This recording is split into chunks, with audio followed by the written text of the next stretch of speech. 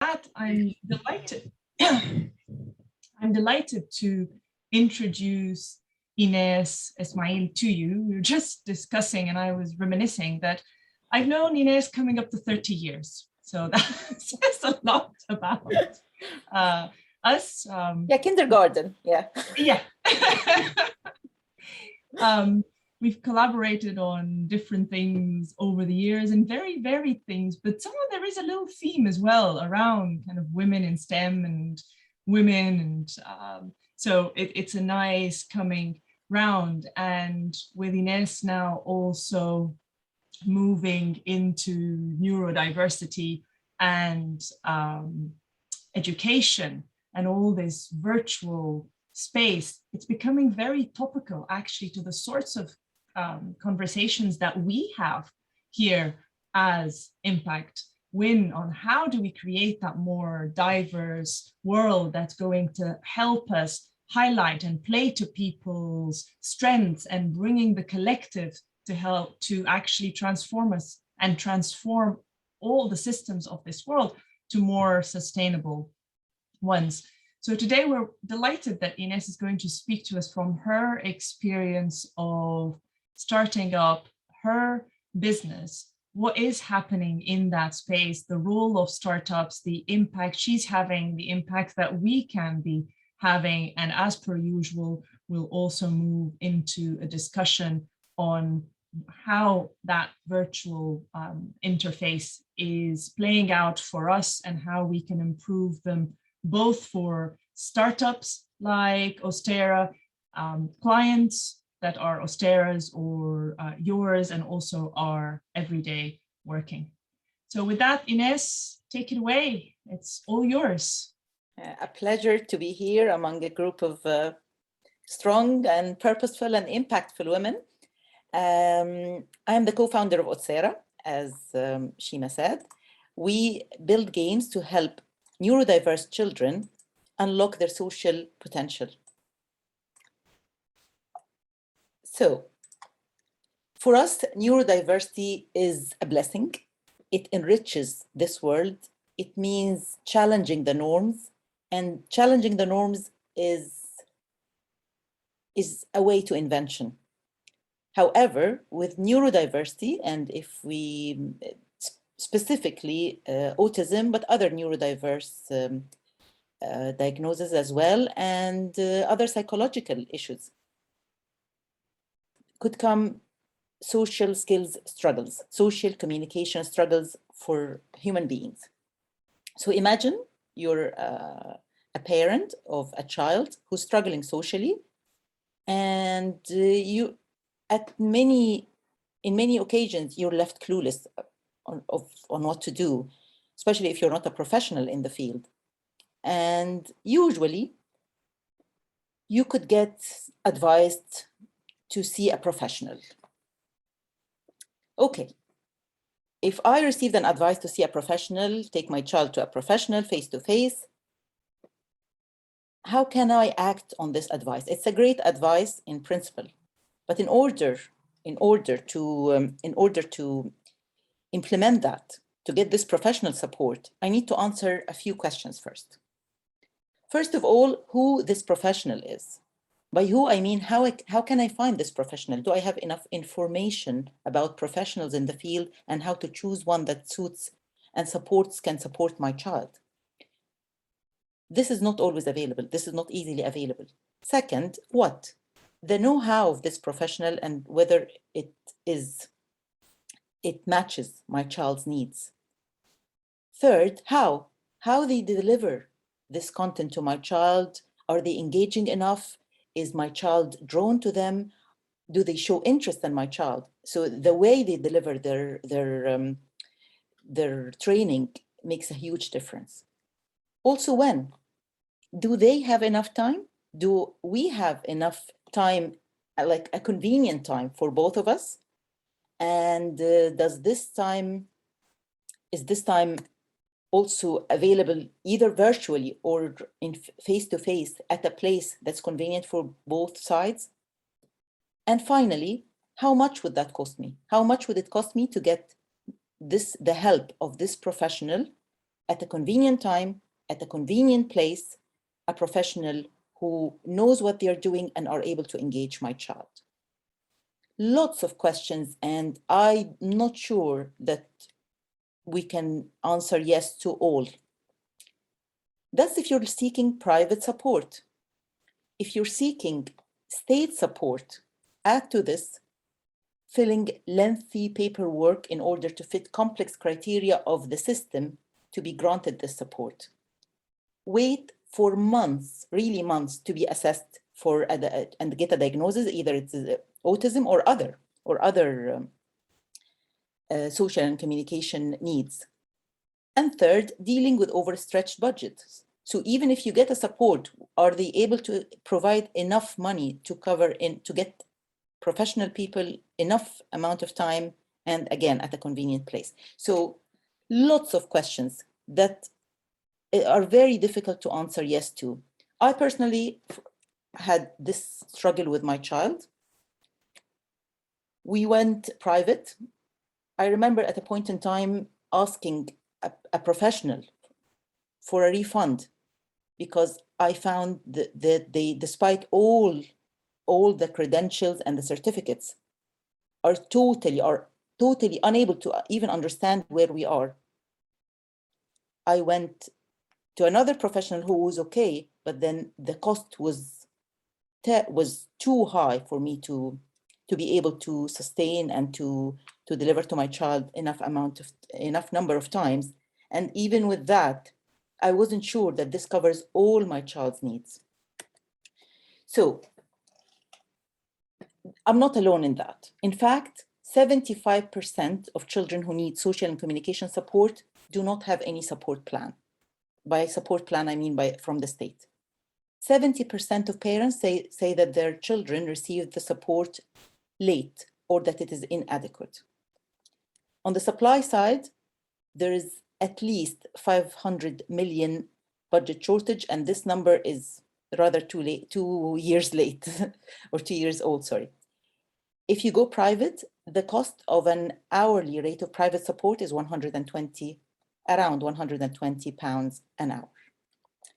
So it might look gloomy, but there are ways out of it.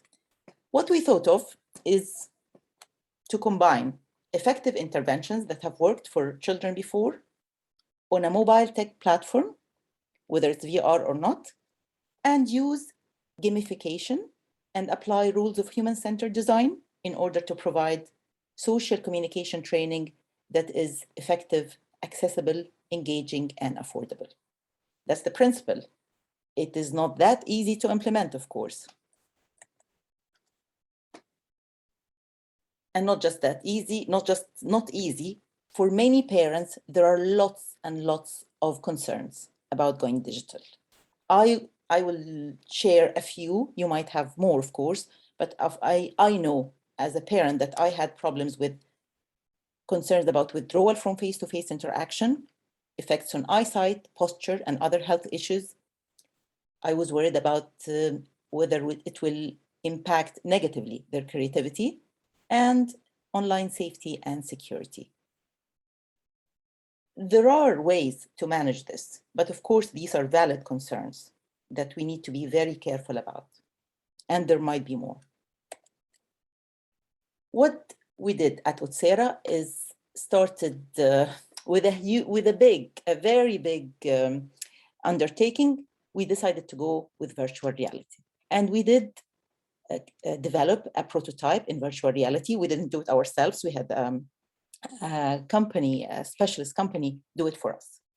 We tested it. As you can see, this is our prototype, where we have a child who wants to go to a playground and join two children playing, and we ask the child, what would you say in order to be able to join them? We tested the prototype. The children really liked it. We felt that they are able to converse and interacted with it.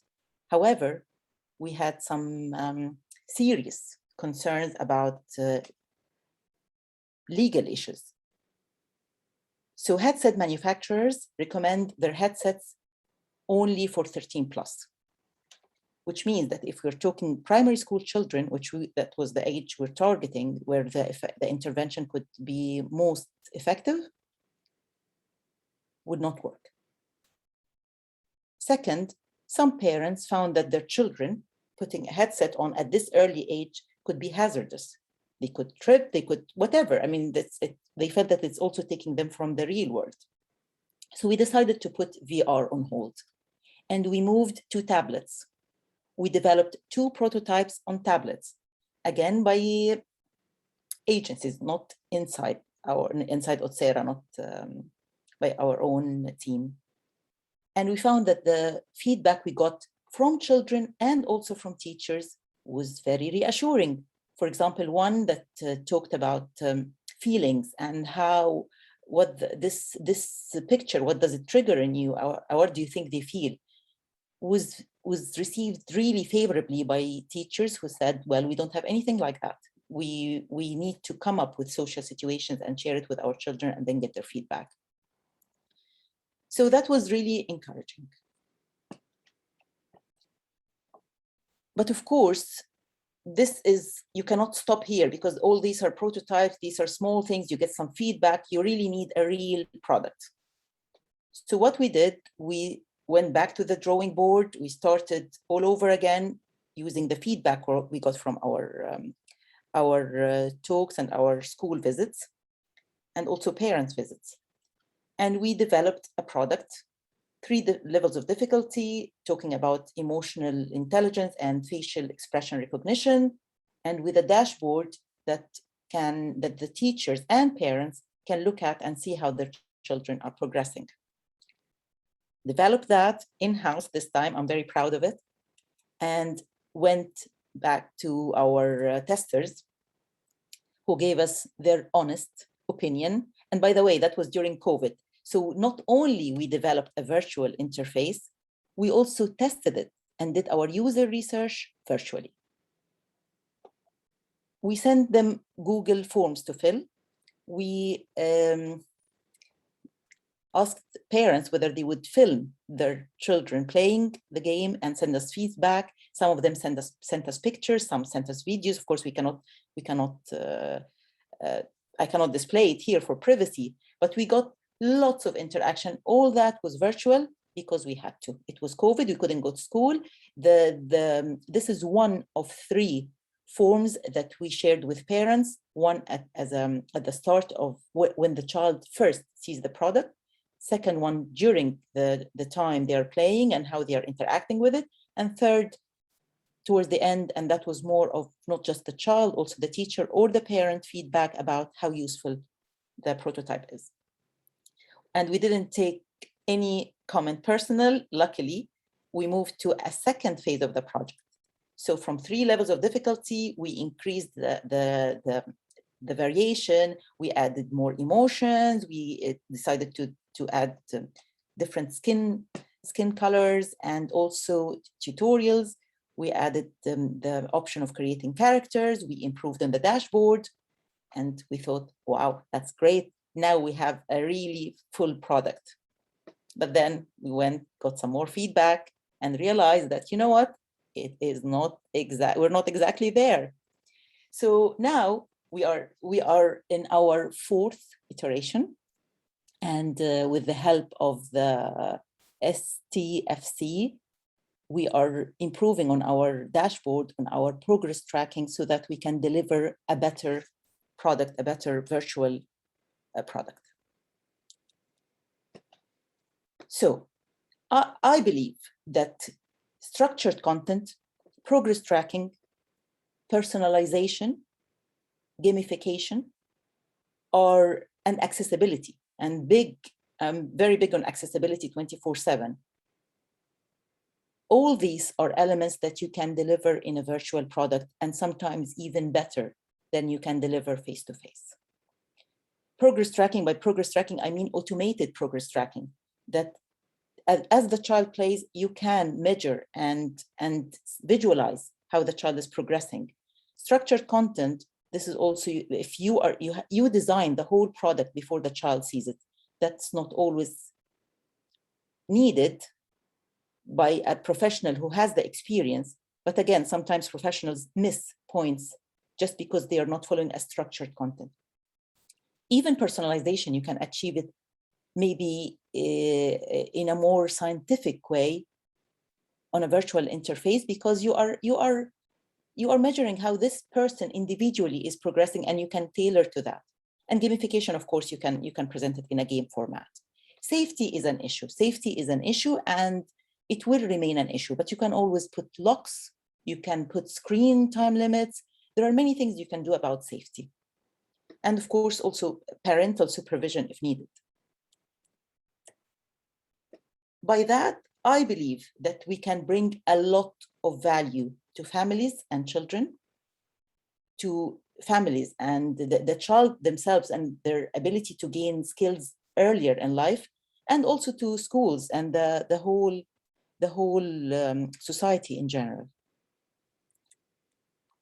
So I hope that what I shared with you gave you some ideas of how we do this, how we develop this virtual interface, and the challenges that we've gone through and are still going through, because now we're in our 4th iteration. What I had a couple of questions to ask you, but the first of them is, what would you prefer, a virtual interface or a face-to-face? And I don't think we need Menti now, Shima. Maybe you can just give reaction. Maybe let's say, if you are for a virtual interface, please choose the celebration icon. If you are for a face-to-face interface, please choose the thumbs up.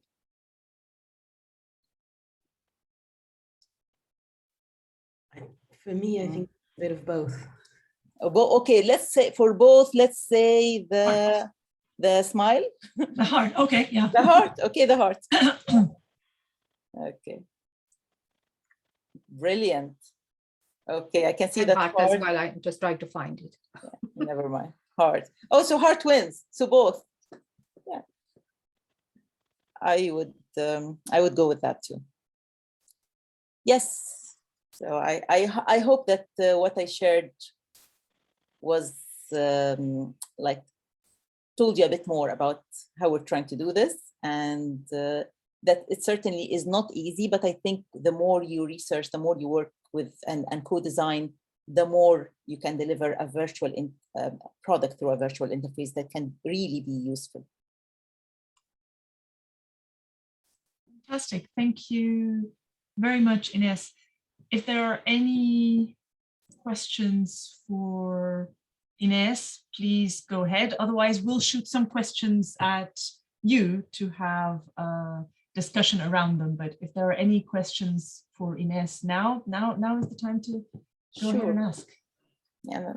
I may, I have a comment. I was reading just recently that if we can, with children on that autistic spectrum, by the age of 4, help them with their communication and so on, you've got a much greater chance of being able to make a difference than as they get older. So it makes sense that the earlier they can access this kind of support, the better. Is that what you thinking as well, Inas? Absolutely. For us, it is not an instead of, it is get this, because the personal support, the face-to-face support, you don't know when you'll be able to get it with the long wait time. So for us, it's exactly that. The early intervention is key. And in fact, I was just reading a research by a neuroscientist about brain plasticity, and that after exactly the age of 5, it is extremely difficult to help children with language and communication challenges. So if you wait for 18 months to be assessed and then 9 more months to get assigned to a professional, you'll probably pass the window, right? And that's why we think that's why we see the feedback even from schools is really positive, because they know that even when they request support for children at school, it takes ages. So they find this like a straw to hang on to. Can I ask a question? Go ahead, Susan. Okay, well, great. Thank you, Ines. Really interesting and some good insights there. I'm wondering about, I mean, you talked slightly about the age range. So are you targeting kind of under fives up to, I don't know what the age range is, but also, I guess related to that, the role of the adult, so the teacher or the parent, is it designed so that they are with the child using the software, or is it more like a independent kind of experience that the child has? How did you kind of design it that way? Okay, great. Thank you for the question, Sausan. We would love to start by targeting the under fives. We decided to start by targeting an age group that we think that we can be of benefit to quickly.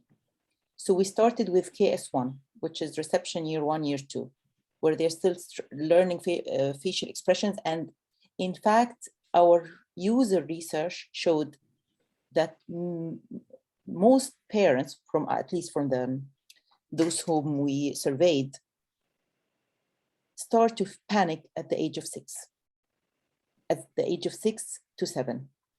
So this is where we target them with this product, but we are planning now another product for the under 5 that is works on more fundamental and foundation skills. So this one is mainly for KS1, but for some autistic children, this can need it maybe until the end of primary, so until age 11. This is one. Second, about supervision. We developed this during COVID. So the ability of an adult to provide support virtually was key. So in fact, we talked to teachers who said that they are really frustrated, that they cannot communicate with the children, that they cannot provide support to children at home, and they are at the mercy of parents' involvement. And of course, parents want the best for their children, but they cannot always have the time, they cannot always have the know-how to support their child. So at least with this product, there is a virtual interaction between the child and the teacher can see how the child is progressing on every single puzzle, and we have more than 800 puzzles, and so that they can give them advice later, maybe advice on this on a specific emotion or specific situation where they are struggling the most. So are the children doing the puzzles independently, and then the teachers are reviewing the results after it's been completed? Yes, they can do it independently. Of course, a parent can be with them at the beginning if needed, but yes, they can do it independently. Yeah, and they don't have access to the dashboard, so they do not see their own progress, right? So the dashboard is only accessible by an adult. They can only play the game and hopefully enjoy. Thank you. So Ines, as far as the child is concerned, they're just playing games, right? And they get the usual game rewards of well done, yay, or something, without it necessarily being an exercise, right? Not at all. Not an exercise, and it is not. They get reward coins. They don't, and some hints, like subtle hints, if they are not really, if they are making a mistake. But they don't get told, sorry, you lost a point here, you didn't pass. No, just only the adult can see that. That's good. And in fact, this was an inspiration also for another product that we've just launched, that is for neurotypical children, for any child at KS1, and it builds on their also on emotions and their ability to detect emotions in themselves and how to regulate their emotions. And we, again, talking to teachers, they said that they do many of these exercises at school, but if the child can have access to something similar at home, in a fun environment, like a train collecting emotions and, showing the child how they're progressing, and that the children will enjoy it. So in addition to the time, the criticality of the time and the ability, whether the child can wait or not, and the impact of that on their social skills, there's also that the children are really drawn to tech and to gadgets. And if we deny this, or if we don't try to use this in a way to help them improve their social and communication skills, then we're only deceiving ourselves.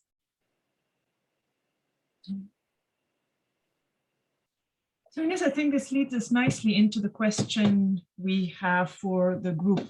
We're slightly big for one group, and we're slightly too small to split into two groups. So we'll stay in plenary, but I've created a Jamboard for you so that it's going to be one of either ways. If you say something, and well, you get a chance to say something, could you please then capture it on the Jamboard? So we're capturing the ideas. But if you're waiting to say something, I know what it's like when you've got a really good idea and somebody's speaking and then you get involved in what they say and you lose the idea. Put it also on the Jamboard before you lose the idea. And then when you get a chance to talk about it, please do. So we'll have the discussion in plenary, but in the background, please capture your ideas on the Jamboards. So I'm putting the link to the Jamboards in the chat now with the kind of the essence of what we'd like to discuss. And I know, there was so many hearts, and there's a new ideal of a blended between face-to-face and virtual, but on some level, that's an emotional and a gut reaction.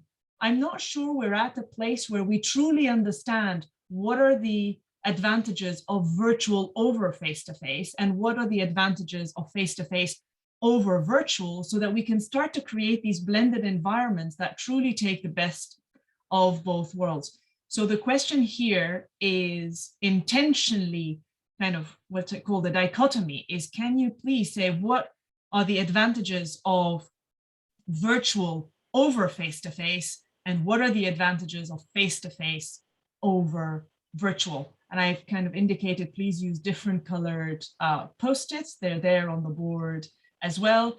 And as Ines was just saying in her last comment about how our children seem to have a different perspective. So for those of us who have children of tech playing age, but even the tech playing age, I got my first iPad when our son was 2, and he seemed to be able to do more things with it quicker than it took me to get used to my tablet. And admittedly, the iPad 1 was very clunky. But there is something about our children that really are very in tune with virtual interfaces. And my son is the same age as Ines's children, and he spends a lot of time, well, no, not a lot of time, all of his time interacting with his friends digitally. And I offer probably once or twice a week, if you want anybody to come over, that's okay. If they want you to go somewhere, we'll take you.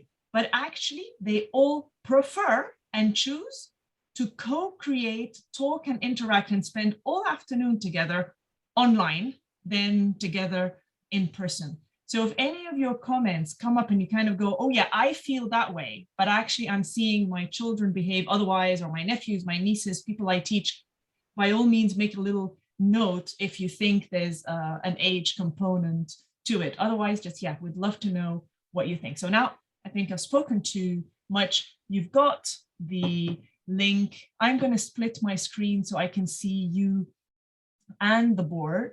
If you want to do the same, you might enjoy that. And otherwise, yes, I'll keep an idea. Thank you. The ideas are coming. And back over to you. Could we then do, now we're small enough, just unmic and speak, and if it becomes chaotic, then we can do something like raised hands. But for the moment, I think we're good enough and it's been flowing well enough that we can just go for it. So there are some, I can see some pink slides coming up. I can see some pink Post-its, orange Post-its. So go ahead. Who would like to start us off?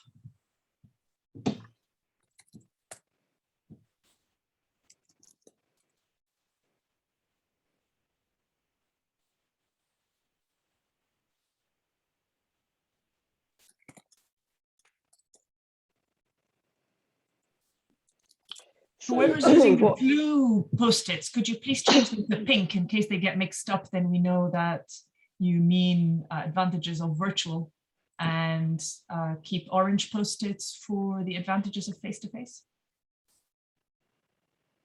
Thank you. Perfect. So yes, So Pat, you were going to say something.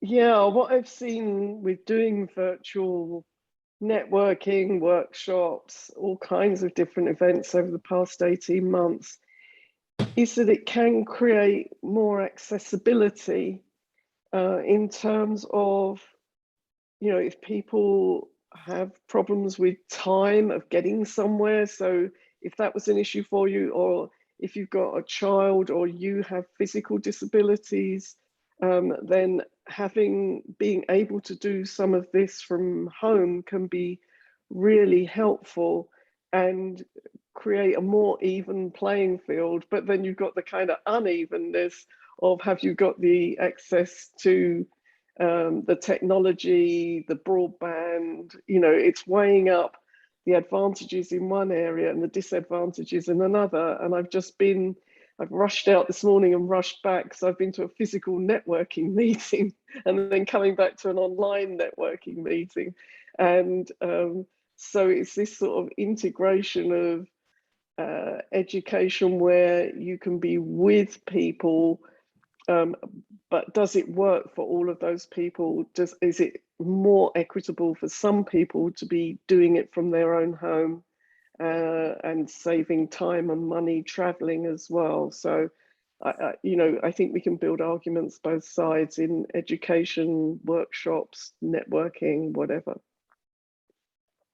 Thank you, Pat. Fantastic. Other thoughts?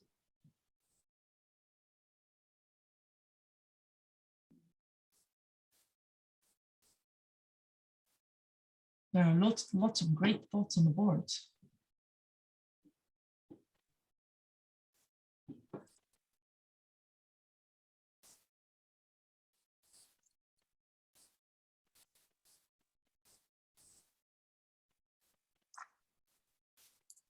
That's an interesting one about the ability to progress the child should they plateau. Could you please tell us more about that and how the advantage is on face-to-face? I just thought of that, is if the child sort of, I know it's a game and it's about, I'm not sure how the gamification and how it would work, but if they are really bright or they've got it, you know, they might reach a stage where they're actually not learning anymore, and an intervention with somebody would think, okay, well, maybe we need to go on to either another game or something else, introduce something else. It just something that struck me as a coach myself. I find I will coach the people that I'm working with, they get to a stage, then all of a sudden they may have this surge of understanding or learning that I need to help them with at that time. So I just wondered if it might be similar in this instance. Not sure if the interface Ines is capable of changing or doing something else, because yeah, just a thought. Well, yes, but not at this stage. And actually at this stage, it's partial yes. So at this stage, we allow a teacher to decide or to unlock some features or lock some features if they feel that the child needs to stay at a certain level for now, or unlock some features if they feel that this is too easy for the child. They can do better, so let's move them to level 2 or 3.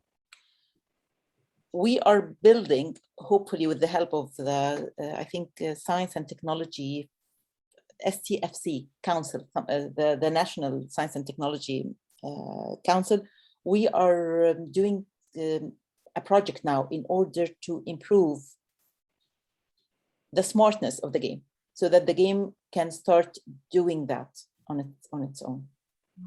But it's not ready yet. It's not there yet. Thank you.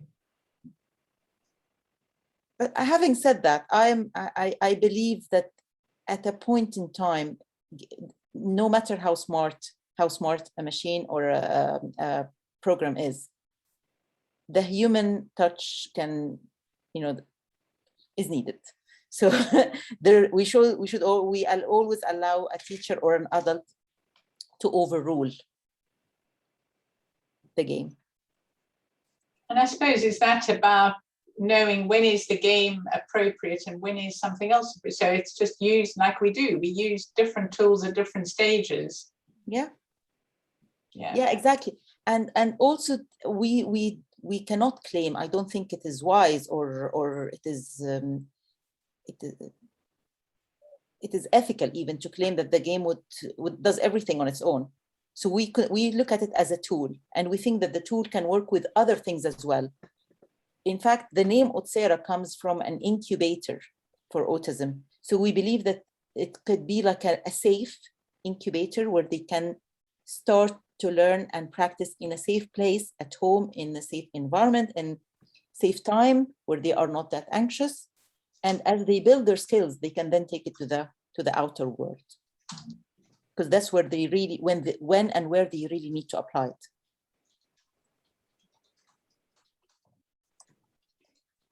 Have you found with your research so far that the children might be learning, becoming familiar with the emotions or whatever it is through the game, and then they find it easier? Or do they suddenly think, wow, this is a real person, I'm not used to that, when they're actually practicing that with people face to face? Has there been any research done on that? Well, we haven't done research, but I can tell you an anecdote. I can tell you what happened with one of our teachers who was trying the game with her grandchild. That the next morning he was looking at different emotions. One of them was angry, and then the next day I don't know, something happened and he was angry, and he started saying, "Oscar is angry today. Oscar is angry." And I really loved that he immediately applied it less than 24 hours later. So yes, we're finding this. Thank you for bringing up the question. I should remember to say that, because this was like a win for us, and we're still testing. We hadn't launched the game yet. Yeah. That's great.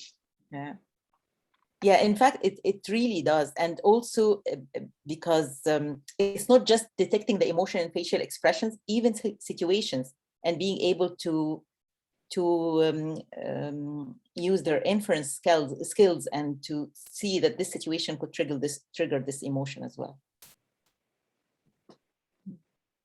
Thank you, Catherine.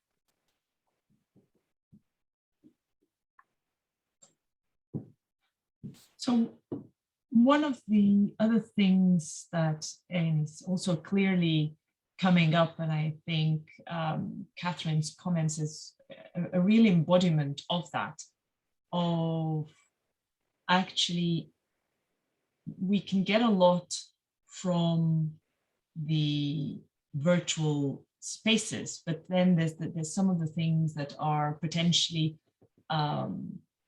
in person, and we I can think of an example, as Catherine said, if you're going to be coaching some children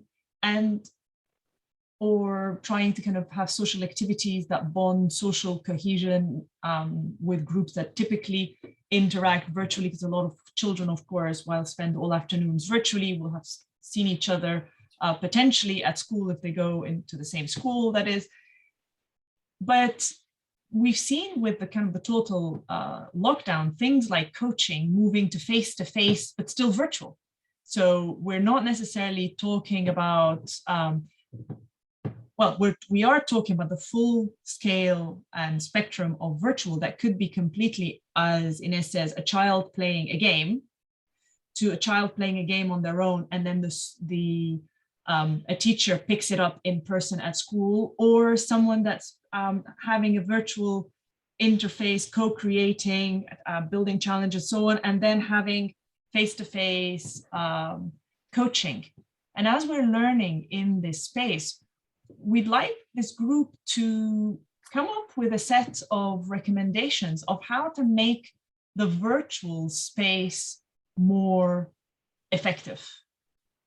So could you choose green sticky notes on the Jamboard and put them in the middle somewhere and tell us, actually, if we're going to focus on making the virtual more effective for the reasons you've outlined, it can overcome challenges of geography, of accessibility, of economy, of time.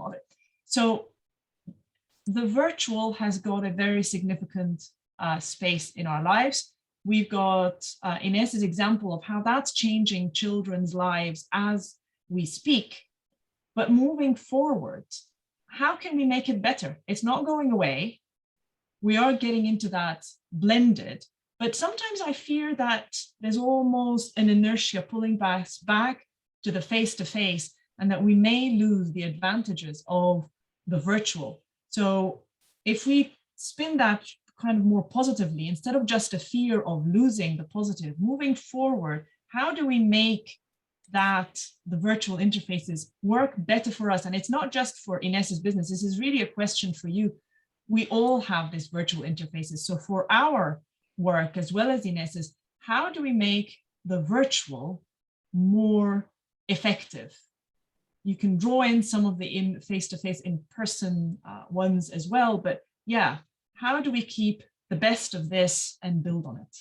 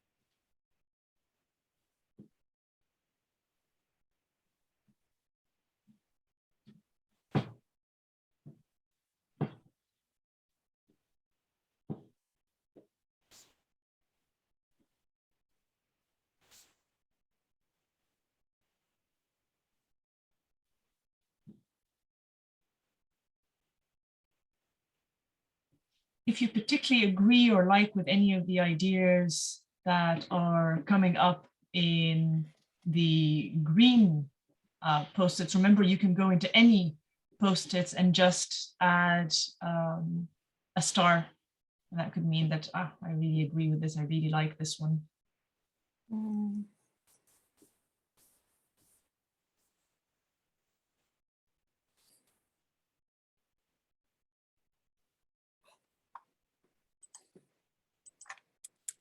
So Brigitte, we haven't heard from you at all. What do you think on any of these topics? Yeah, it's very interesting. I'm trying to work out how to put a star on one of the notes. I think using videos of real people is a really good idea if that's possible. It makes it more sort of lifelike.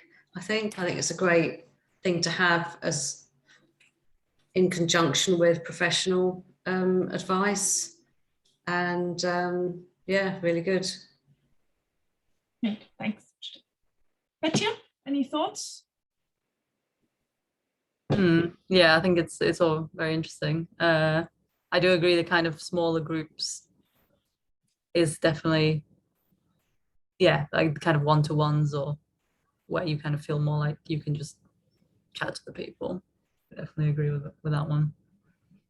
Because I guess, yeah, as the groups get bigger, it's kind of, if you're face to face, if you're kind of sat in a lecture with quite a lot of people there, you kind of know what the rules are, whereas online it's kind of, you have to be it feels like the leader has to kind of tell you, you know, you're asking, you should ask questions in the chat, or you should put your hand up, or, you know, it's less yeah, it's less kind of intuitive, I guess.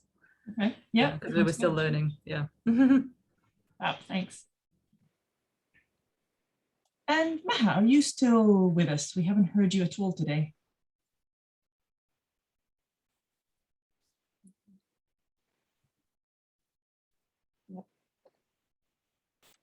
No, no thoughts from Maha.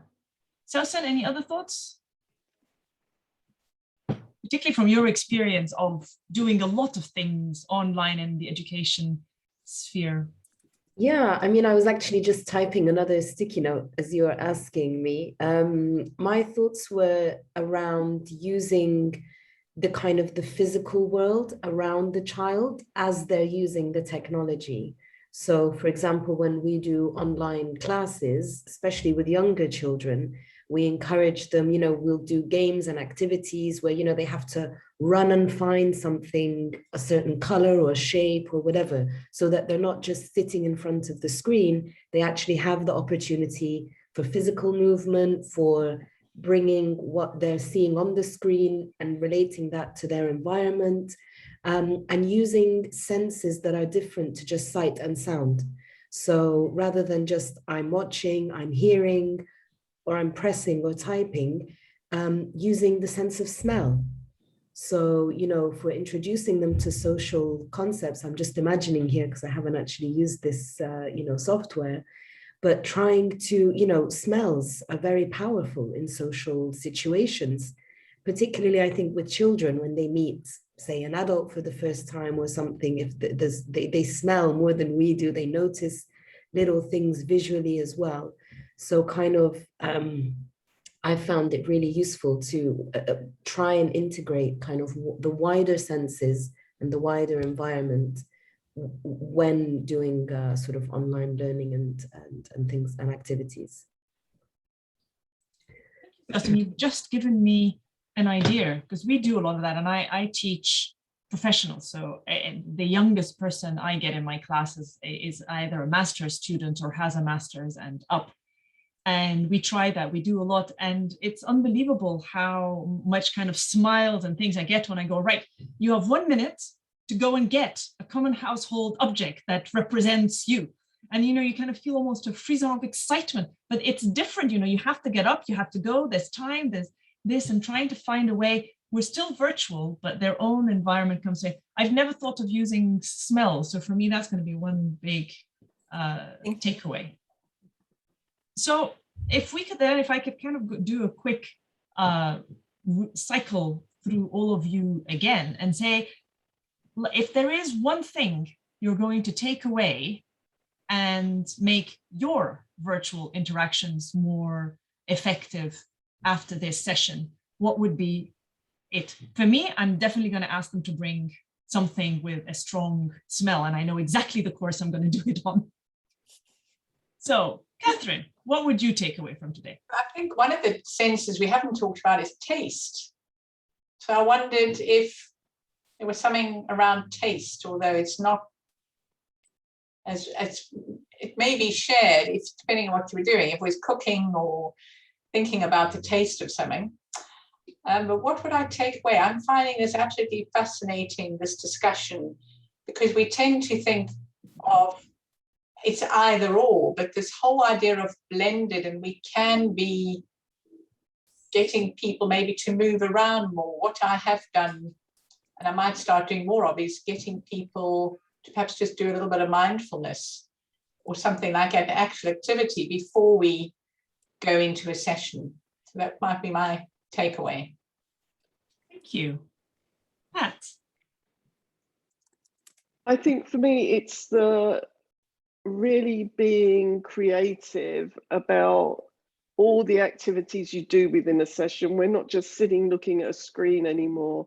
So it is, you know, not death by PowerPoint, it's the having the discussions, it's getting the interaction, it's using other bits of technology so that people are active rather than passive recipients.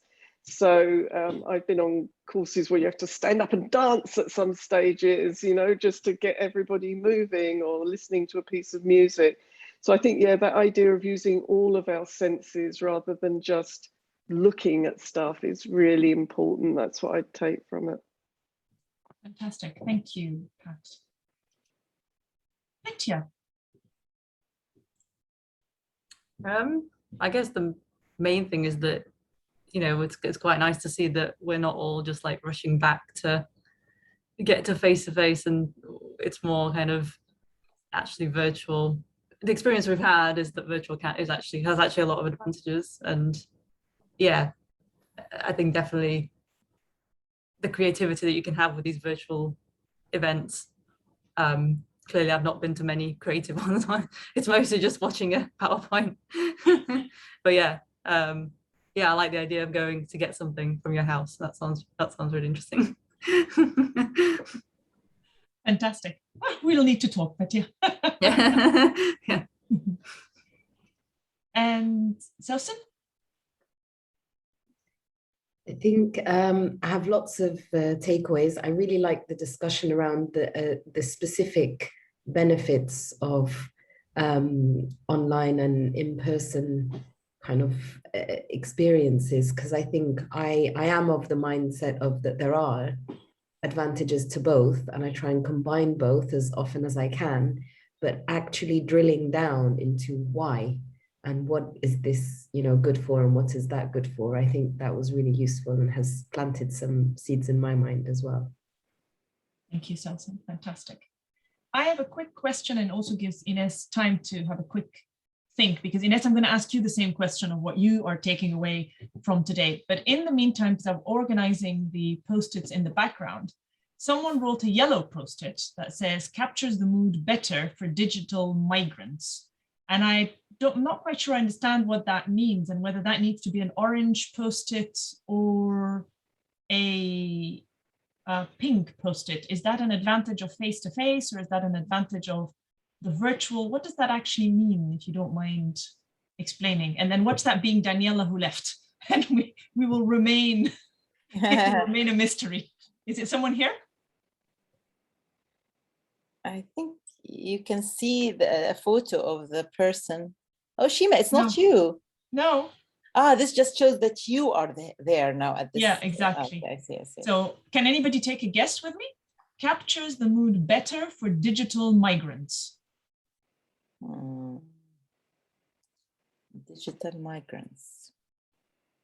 And captures the mood. I would have thought digital migrants, we're talking about virtual interfaces, but captures the mood better. Maybe I'm going to leave it as a yellow post-it because we don't know what it is. Okay, oops. Better put it back.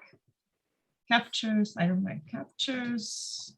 Maybe someone who is used to face but has had to migrate to digital. I don't know.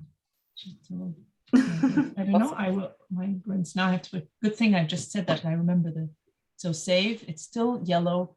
I'll put it somewhere in a corner, and I'll ask Daniela what that means. So this board will remain there for you. So I'm not going to close it. I know a lot of you do coaching, education, training, all sorts of things virtually and face-to-face. Here is some of our collective wisdom for today. At any point in time you want to refer back to it, please do come back to the board. If you have any thoughts and experiences going forward, by all means, put them on the board as well, knowing that other people are dipping in and out of the board. So if you have any, well, that is our virtual co-creation space that we can just add as we go forward. So with that, Ines, you've come, thank you very much. You've taken the time to spend an hour with us. What are you taking away? Well, first of all, I just want to say that I really enjoyed it, and I'll probably become a regular myself. You do. Second, and I not just enjoyed it, I also benefited from it. I go out with I think at least 3 things. One is we can be more creative. We can be more creative with how we present everything virtually. And yes, it shouldn't just be only about a PowerPoint, or it can be a PowerPoint or it can be just anything else. Mm-hmm. Second is I'm thinking from this yellow sticker, maybe we should ask the child, how are you feeling today? Maybe you should get their mood.